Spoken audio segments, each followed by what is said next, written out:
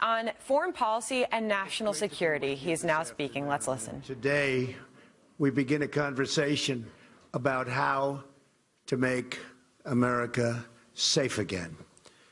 In the 20th century, the United States has defeated fascism, Nazism, and communism. Now a different threat challenges our world: radical Islamic terrorism. This summer, there's been an ISIS attack launched outside the war zones of the Middle East, hard to believe, every 84 hours. Here in America, we have seen one brutal attack after another.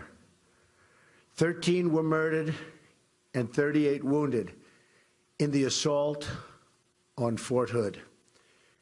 The Boston Marathon bombing wounded and maimed 264 people and ultimately left 5 dead, including 2 of our great police officers. In Chattanooga, Tennessee, 5 unarmed Marines, unbelievable people, by the way, were shot and killed at a military recruiting center. Last December, 14 innocent Americans were gunned down at an office party in San Bernardino. Another 22 were very gravely injured. In June, 49 Americans were executed at the Pulse nightclub in Orlando. Another 53 were badly injured. It was the worst mass shooting in our history, and the attack, by far the worst, on the LGBTQ community. And I'll tell you what, we can never, ever allow this to happen again.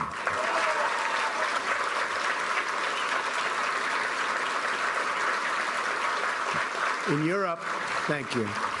In Europe, we have seen the same carnage and bloodshed inflicted upon our closest allies.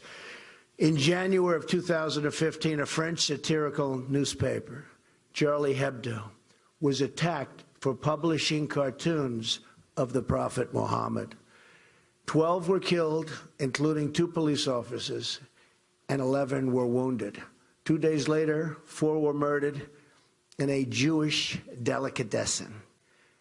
In November of 2015, terrorists went on a shooting rampage in Paris that slaughtered 130 people and wounded another 368 people, some in very, very, very bad shape today. France is suffering gravely, and the tourism industry is being massively affected in a most negative way. In March of this year, terrorists detonated a bomb in Brussels airport, killing 32 and injuring 340 people. This July, in the south of France, an Islamic terrorist turned his truck into an instrument of mass murder, plowing down and killing 85 men, women, and children, and wounding 308 people. Terrible. Among the dead were 2 Americans, a Texas father, and his 11-year-old son. A few weeks ago in Germany, a refugee armed with an axe wounded 5 people in a gruesome train attack. Only days ago, an ISIS killer invaded a Christian church in Normandy, France, forced an 85-year-old priest to his knees, a priest who was beloved, before cutting his throat and just unthinkable other things. Overseas, ISIS has carried out an absolute atrocity, and one after another. Children slaughtered, girls sold into slavery, men and women burned alive, crucifixions, beheadings, and drownings, ethnic minorities targeted for mass execution, holy sites desecrated, Christians driven from their homes and hunted for extermination. ISIS rounding up what it calls Nation of the Cross, in a campaign of absolute and total genocide. We cannot let this evil continue.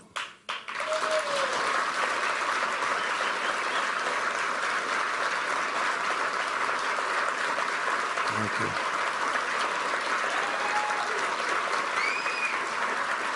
Thank you. Nor can we let the hateful ideology of radical Islam, its oppression of women, gays, children, and non-believers be allowed to reside or spread within our own countries.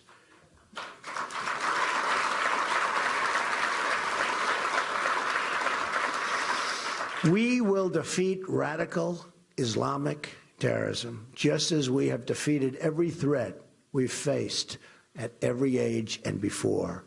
But we will not, remember this, defeat it with closed eyes or silenced voices. We have a president that doesn't want to say the words.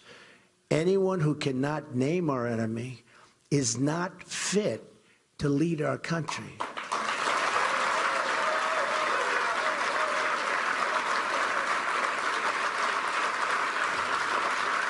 Anyone who cannot condemn the hatred, oppression, and violence of radical Islam lacks the moral clarity to serve as our president.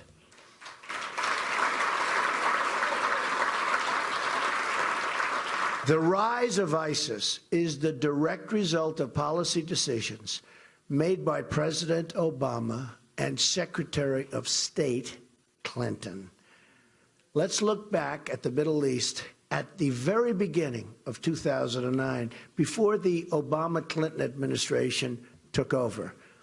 Libya was stable. Syria was under control. Egypt was ruled by a secular president and an ally of the United States. Iraq was experiencing a reduction in violence. The group that would become what we now call ISIS was close to being extinguished. Iran was being choked off by economic sanctions. Fast forward to today. What we have, and think of this, and the decisions made by the Obama-Clinton group have been absolutely disastrous. Libya is in ruins. Our ambassador and 3 other really brave Americans are dead, and ISIS has gained a new base of operations. Syria is in the midst of a disastrous civil war. ISIS controls large portions of territory. A refugee crisis now threatens Europe and the United States. In Egypt, terrorists have gained a foothold in the Sinai Desert near the Suez Canal, one of the most essential waterways of the world. Iraq is in chaos, and ISIS is on the loose. ISIS has spread across the Middle East and into the West. In 2014, ISIS was operated in 7 nations. They were in 7 nations. Terrible, but that's what it was. Today, they're fully operational in 18 countries with aspiring branches in 6 more for a total of 24, and many believe that number is actually 28 to 30 countries.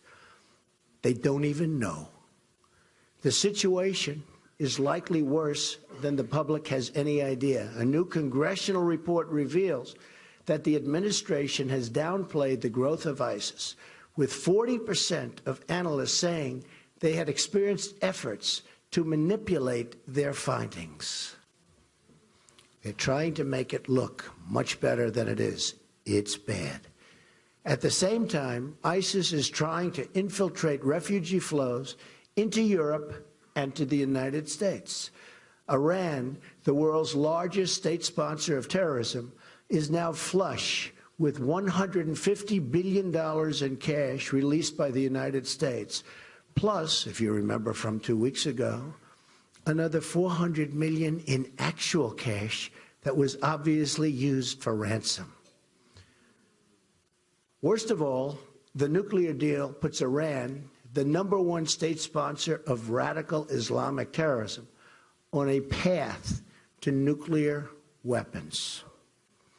In short, the Obama-Clinton foreign policy has unleashed ISIS, destabilized the Middle East, and put the nation of Iran, which chants death to America, in a dominant position of regional power and, in fact, aspiring to be a dominant world power.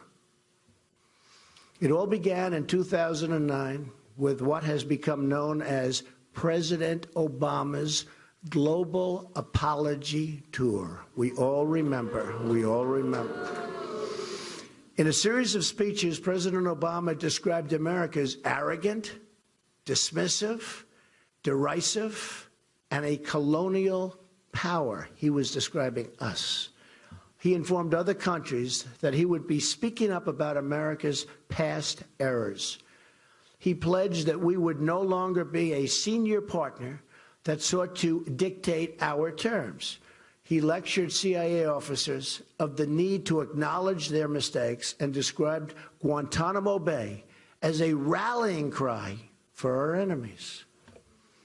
Perhaps no speech was more misguided than President Obama's speech to the Muslim world delivered in Cairo, Egypt, 2009. I remember it well.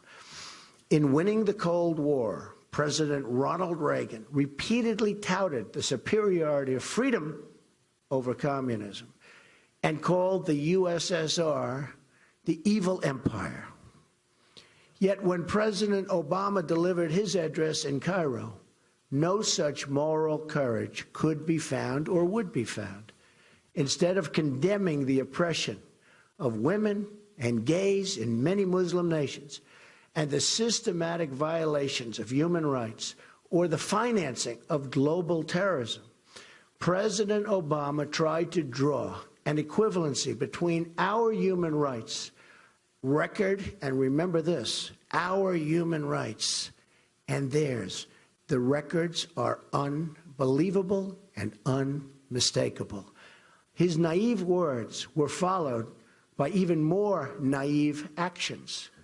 The failure to establish a new status of forces agreement in Iraq and the election-driven timetable for withdrawal surrendered our gains in that country and led directly to the rise of ISIS, without question.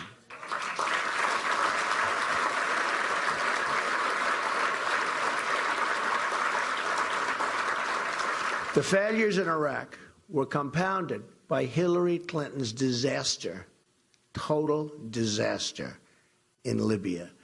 President Obama has since said that he regrets, and really regrets, Libya and the mistake he made. He considers it his worst mistake. According to then Secretary of Defense Robert Gates, the invasion of Libya was nearly a split decision. But Hillary Clinton's forceful advocacy for the intervention was the deciding factor. That's why we went in. With one episode of bad judgment after another, Hillary Clinton's policies launched ISIS onto the world stage. Yet, as she threw the Middle East into violent turmoil, things turned out really to be not so hot for our world and our country, the Middle East in particular. The Clintons made almost $60 million in gross income while she was Secretary of State. It is unbelievable. Incident after incident proves again and again Hillary Clinton lacks the judgment, as said by Bernie Sanders, stability and temperament, and the moral character to lead our nation.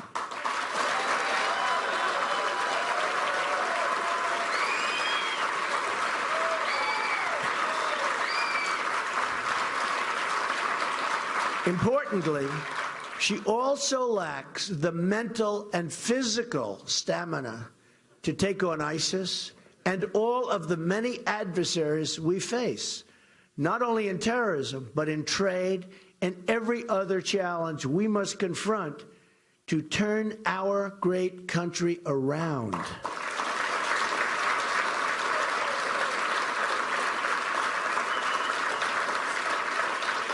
It is now time for a new approach. Our current strategy of nation building and regime change is a proven absolute failure.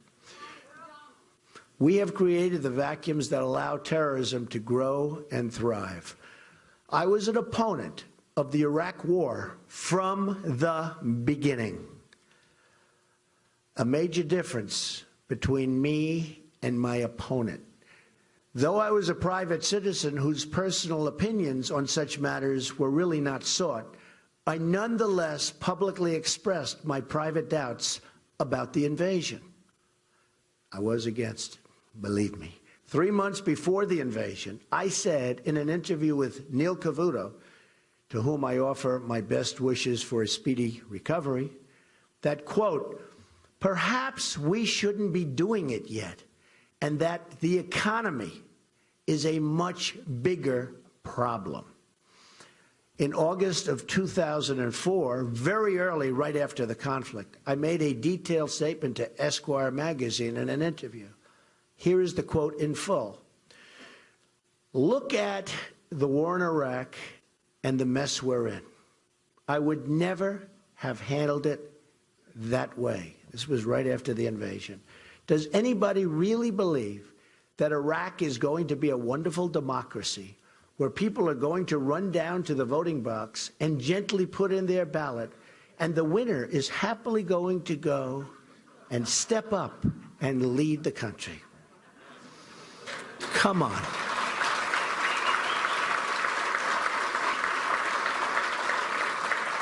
I then continued, 2 minutes after we leave, there's going to be a revolution, and the meanest, toughest, smartest, most vicious guy, in this case, guy, will take over. And he'll have weapons of mass destruction, which Saddam Hussein did not have. What was the purpose of this whole thing? Hundreds and hundreds of young people killed. And what about the people coming back with no arms and no legs? Not to mention, in all fairness, the other side, the tremendous damage done. All those Iraqi kids who've been blown to pieces. And it turns out that all of the reasons for the war were blatantly wrong. All of this death and destruction for nothing. So I've been clear for a long time that we should not have gone in. But I have been just as clear in saying what a catastrophic mistake Hillary Clinton and President Obama made with the reckless way in which they pulled out.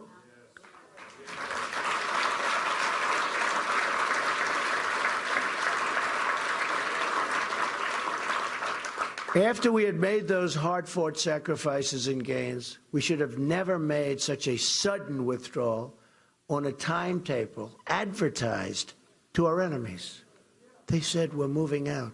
Here's our time, here's our date. Who would do this but an incompetent president?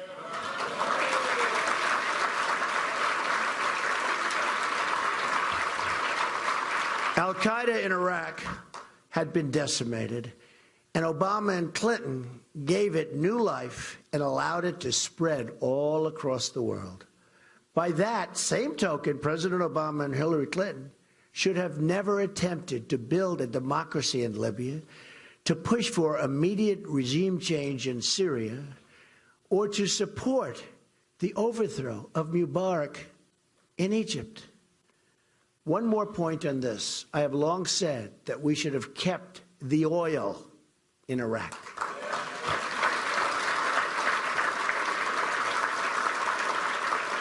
I said it over and over and over again. Another area where my judgment has been proven correct. I just said it so many times, virtually every time I was interviewed. Keep the oil, keep the oil. According to CNN, ISIS made as much as $500 million in oil sales in 2014 alone. That's before they really got started, fueling and funding its reign of terror. If we had controlled the oil, like I said we should, we could have prevented the rise of ISIS in Iraq, both by cutting off a major source of funding and through the presence of U.S. forces necessary to safeguard the oil and vital infrastructure products necessary for us to have the oil. I was saying this constantly and consistently to whoever would listen. I said, keep the oil, keep the oil, keep the oil. Don't let somebody else get it.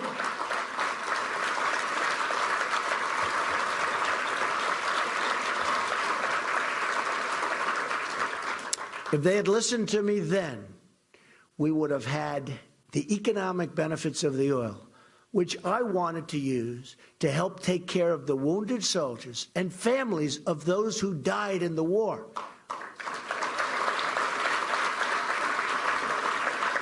In addition to which, thousands of lives would have been saved. This proposal, by its very nature, would have left soldiers in place of our assets. We would have had soldiers there guarding this valuable supply of oil. In the old days, when we won a war, to the victor belonged the spoils.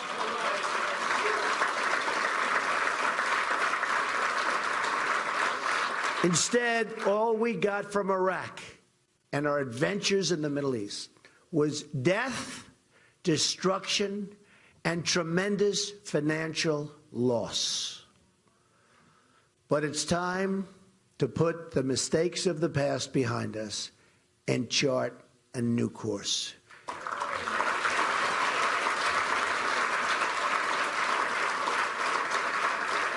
If I become president, the era of nation building will be brought to a very swift and decisive end.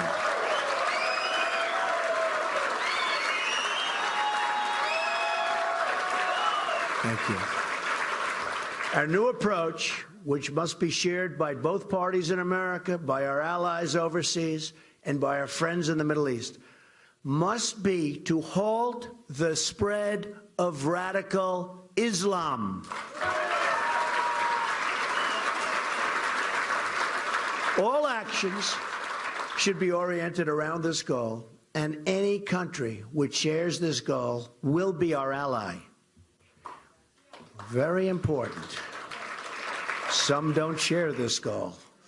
We cannot always choose our friends, but we can never fail to recognize our enemies.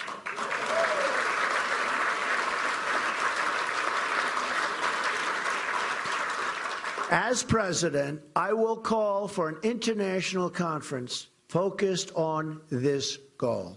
We will work side by side with our friends in the Middle East, including our greatest ally, Israel.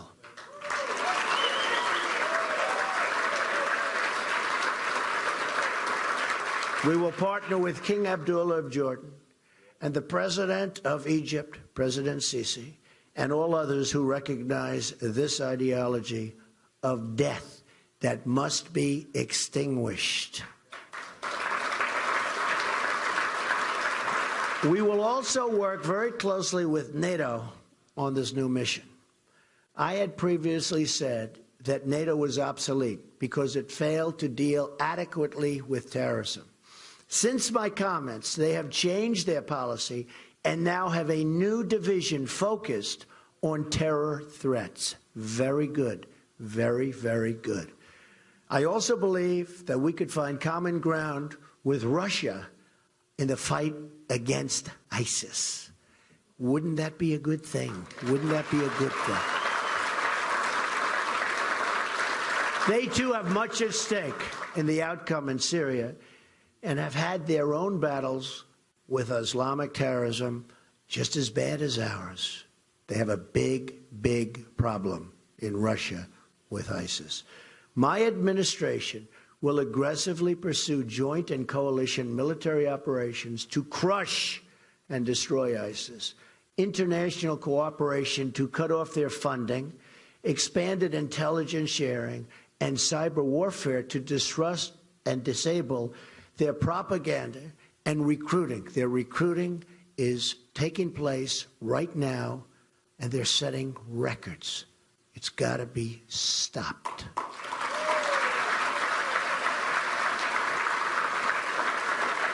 We cannot allow the internet to be used as a recruiting tool and for other purposes by our enemy. We must shut down their access to this form of communication, and we must do it immediately. Immediately.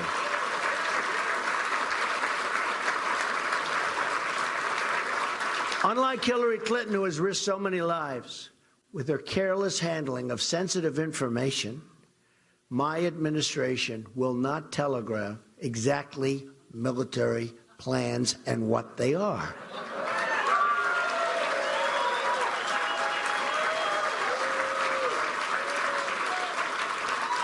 And by the way, what's happened with her 33,000 emails is an absolute disgrace to the United States of America.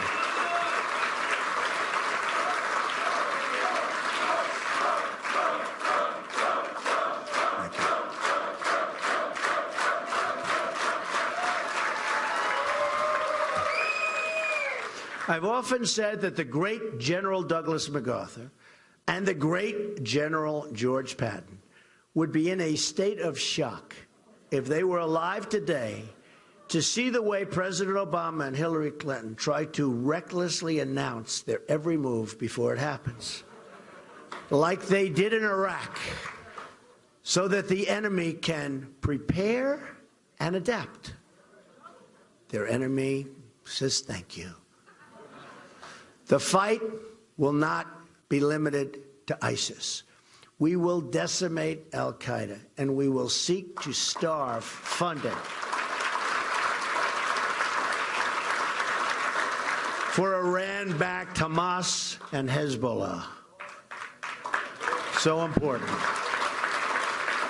We can use existing UN Security Council resolutions to apply new and even stronger sanctions. Military, cyber, and financial warfare will all be necessary to dismantle Islamic terrorism. But we must use ideological warfare as well. Very important. And they use it on us better than we have ever even thought of using it on them. But that will change. Just as we won, thank you, just as we won the Cold War in part, by exposing the evils of communism and the virtues of free markets, so too must we take on the ideology of radical Islam. While my opponent accepted millions of dollars in foundation donations from countries where being gay is an offense punishable by prison or death, my administration will speak out against the oppression of women, gays, and people of different beliefs.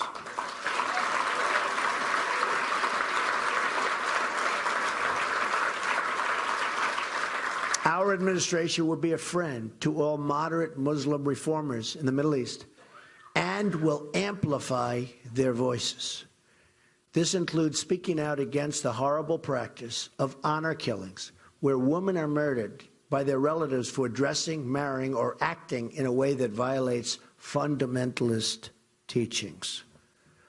Over 1,000 Pakistani girls are estimated to be the victims of honor killings by their relatives each year.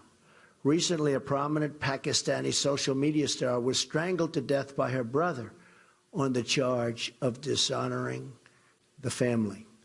In his confession, the brother took pride in the murder and said, "Girls are born to stay home and follow traditions."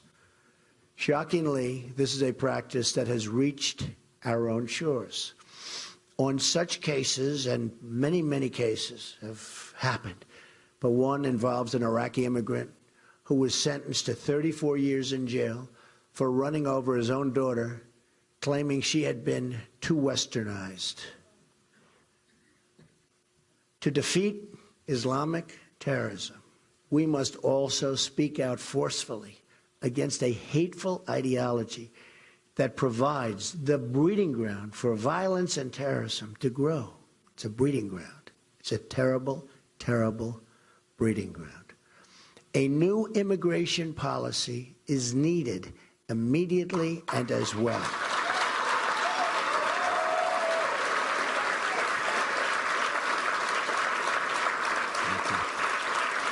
The common thread linking the major Islamic terrorist attacks that have recently occurred on our soil, 9/11, the Fort Hood shooting, the Boston bombing, the San Bernardino attack, the Orlando attack, is that they have involved immigrants or the children of immigrants. Clearly, new screening procedures are needed.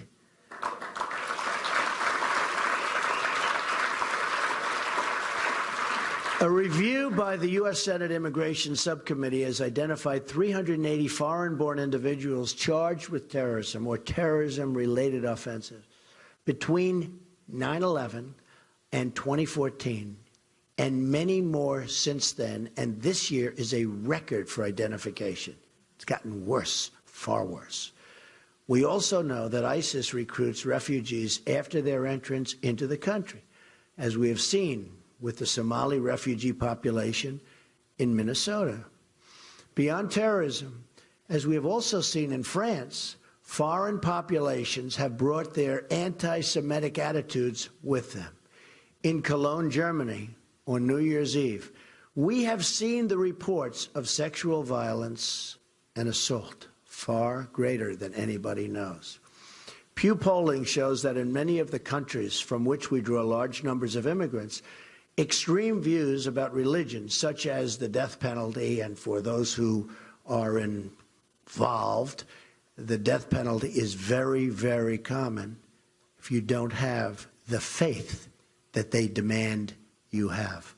A Trump administration will establish a clear principle that will govern all decisions pertaining to immigration. And we will be tough, and we will be even extreme.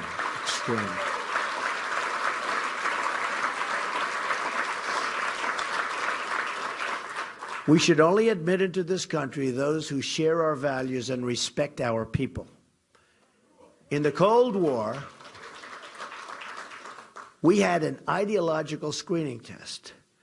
The time is overdue to develop a new screening test for the threats we face today. I call it extreme vetting. I call it extreme vetting. Our country has enough problems. We don't need more. And these are problems like we've never had before.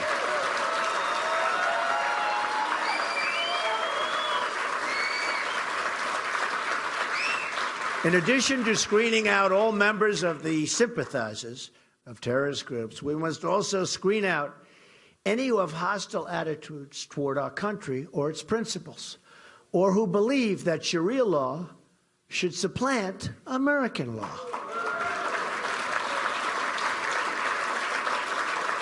Those who do not believe in our Constitution or who support bigotry and hatred will not be admitted for immigration into our country.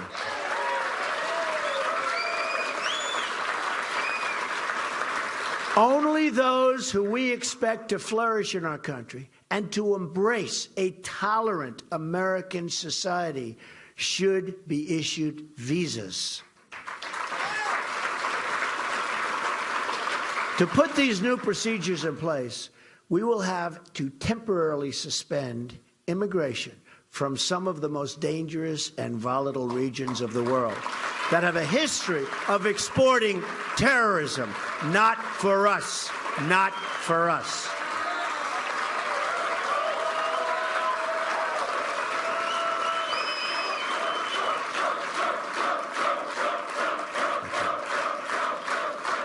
Thank you. As soon as I take office, I will ask the State Department and the Department of Homeland Security to identify a list of regions where adequate screening cannot take place. There are many such regions. We will stop processing visas from those areas until such time as it is deemed safe to resume based on new circumstances or new procedures. The size of current immigration flows are simply too large to perform adequate screening.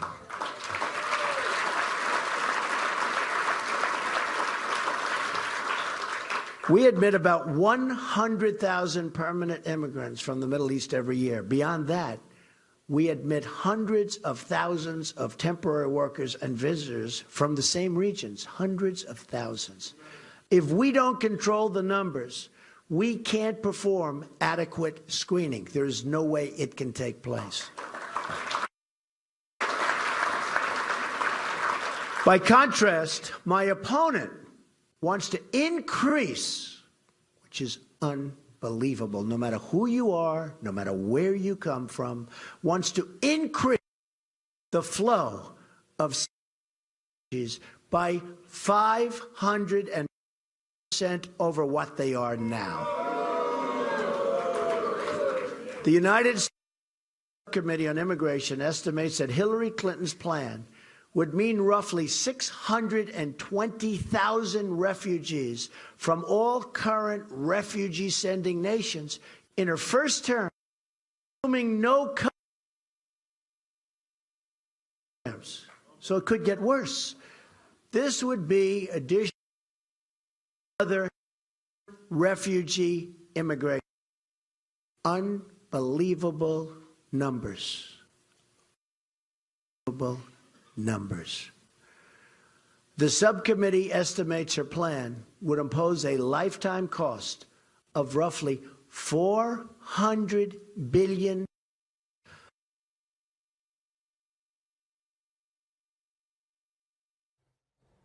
Well, we're clearly having trouble with this feed. Donald Trump coming from Youngstown, Ohio. I believe it's reestablished now. We're doing our very best.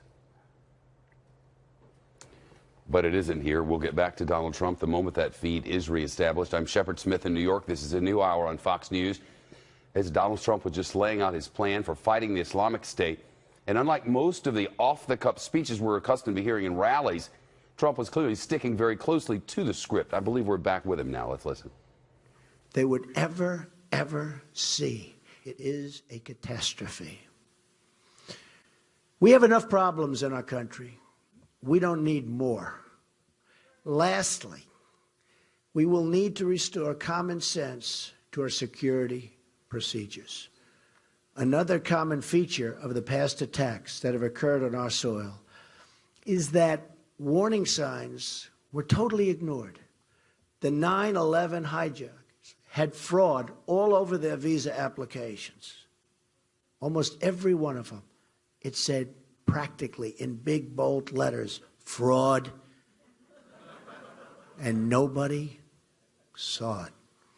The Russians warned us about the Boston bombers here on political asylum, and the attackers were even twice interviewed by the FBI. Very sad. The female San Bernardino shooter, on her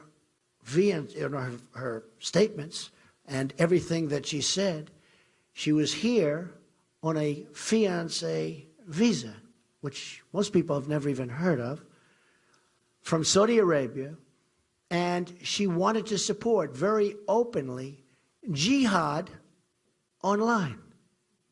These are the people we're taking in. A neighbor saw suspicious behavior, bombs on the floor, and other things, but didn't warn authorities because they said they didn't want to be accused of racial profiling. Now, many are dead and many more are gravely wounded. The shooter in Orlando reportedly celebrated in his classroom after 9/11. He, too, was interviewed by the FBI. His father, a native of Afghanistan, supported the oppressive Taliban regime and expressed anti-American views very strongly. And by the way, was just seen sitting behind Hillary Clinton with a big, fat smile on his face all the way through her speech. He obviously liked what she had to say. It's called weakness. Weakness. It's called stupidity. And we've had it.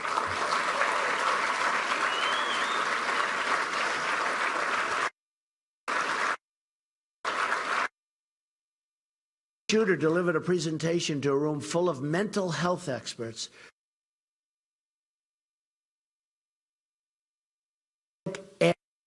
Another.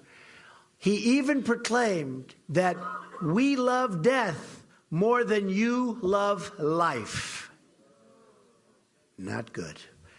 These warning signs were ignored because political correctness has replaced common sense in our society.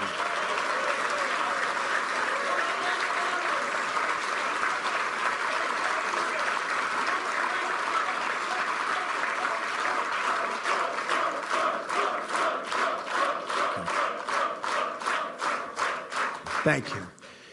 That is why one of my first acts as president will be to establish a commission on radical Islam, which will include reformist voices in the Muslim community who will hopefully work with us. We want to build bridges and erase divisions.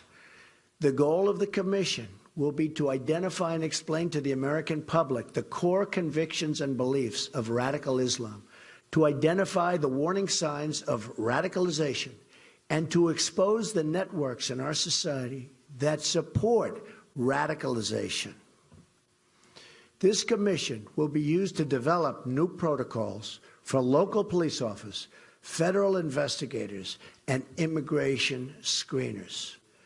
And while I'm at it, we should give a hand to our great police officers and law enforcement officials.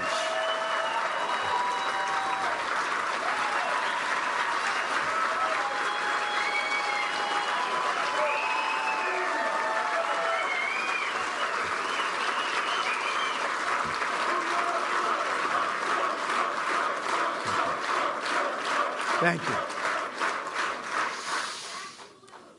We will also keep open Guantanamo Bay and place a renewed emphasis on human intelligence. Drone strikes will remain part of our strategy, but we will also seek to capture high-value targets to gain needed information to dismantle their organizations.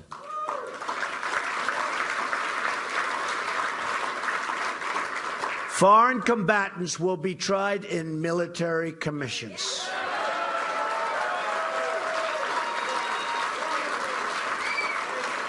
Finally, we will pursue aggressive criminal or immigration charges against anyone who lends material support to terrorism. There will be consequences for those people. There will be very serious consequences. Similar to the effort to take down the mafia, this will be the understood mission of every federal investigator and prosecutor in the country.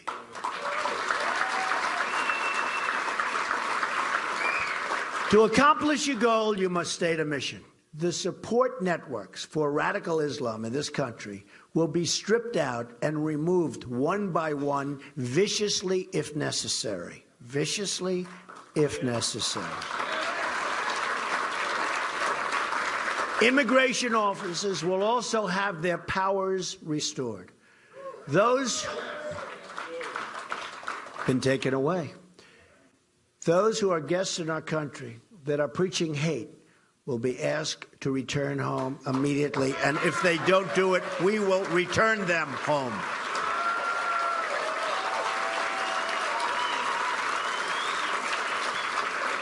To make America safe again, we must work together again. Our victory in the Cold War relied on a bipartisan and international consensus. That is what we must have to defeat radical Islamic terrorism.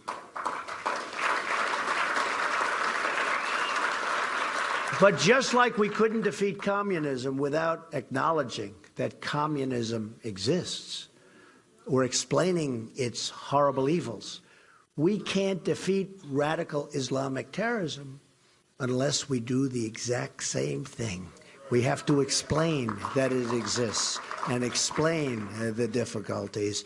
We have to have a leader that can do that, and we don't have that now. But this also means that we have to promote the exceptional virtues of our own way of life. We have an exceptional country, an exceptional way of life, but it's being tread on by sick, sick people.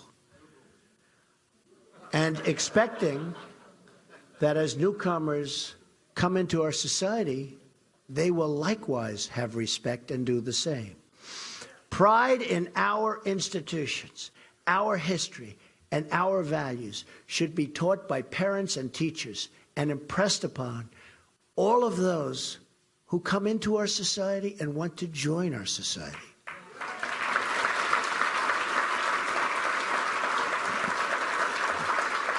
Assimilation is not an act of hostility, but an expression of compassion.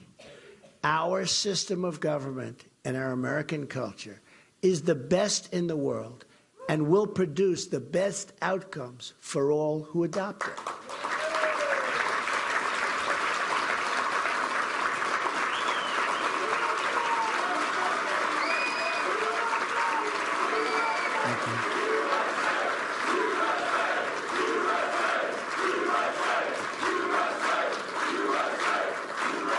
Thank you. This approach will not only make us safer, but bring us closer together as a country. Renewing this spirit of Americanism will help heal the divisions in our country, of which there are so many. We have a divider as president. We call him the Great Divider. It's the thing he does best. It will do so by emphasizing what we have in common, not what pulls us apart. This is my pledge to the American people. As your president, I will be your single greatest champion. I will fight to ensure that every American is treated equally, protected equally, and honored equally. We will reject bigotry and hatred and oppression in all of its many ugly forms and seek a new future built on our common culture and values as one American people. Only this way will we make America great again and safe again for everyone. Thank you very much. God bless you. Thank you. Thank you. Thank you. Thank you. Thank you very much. Donald Trump speaking.